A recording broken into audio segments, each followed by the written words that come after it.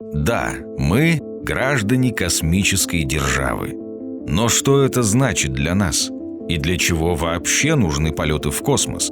Зачем вкладывать в космическую отрасль столько средств и сил? Какая в конечном итоге от космоса польза?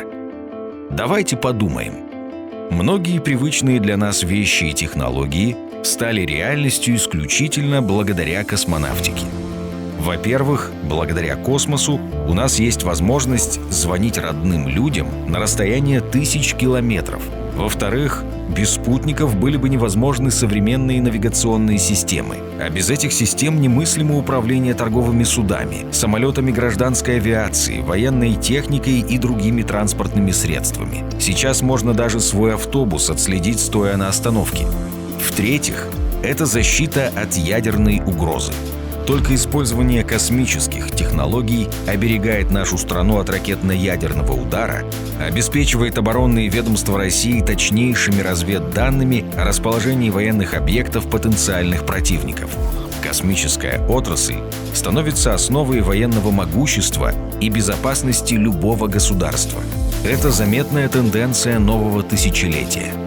У тебя есть повод для гордости. Твоя страна первой шагнула в космическое пространство. Твои соотечественники собрали и запустили первый искусственный спутник Земли. Первыми отправили в космос человека. Все это стало возможным благодаря четкой отлаженной системе и титаническому творческому труду конструкторских бюро. Для достижения успеха понадобилось около 100 лет. От философских концепций Федорова и чертежей Циолковского до масштабных проектов ракет и спутников Королева. Чтобы запускать в космос ракеты, требуется организовать усилия 1000 людей. Все они концентрируются над решением одной задачи. Важно все – от замысла космического корабля до проверки каждого винтика. Сегодня под этим масштабные задачи возводятся целые города-космодромы. 1000 спутников летают вокруг Земли. Космические аппараты достигли поверхности Луны, Венеры, Марса. И это не предел. Но зачем еще нам сегодня вкладываться в космос? Недостаточно ли уже имеющихся благ и достижений? Космонавтика имеет безграничные перспективы, как и сама Вселенная. Космос постоянно ставит перед инженерами и учеными новые сверхзадачи. А в итоге космические технологии возвращаются на Землю и становятся частью нашего быта.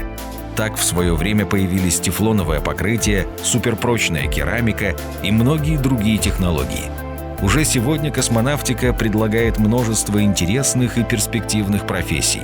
Инженер-космодорожник – это специалист, обслуживающий околоземную транспортную сеть. Он управляет потоками грузов с Земли в космос и между космическими станциями. Космобиолог – специалист, исследующий поведение разных биологических систем в условиях космоса.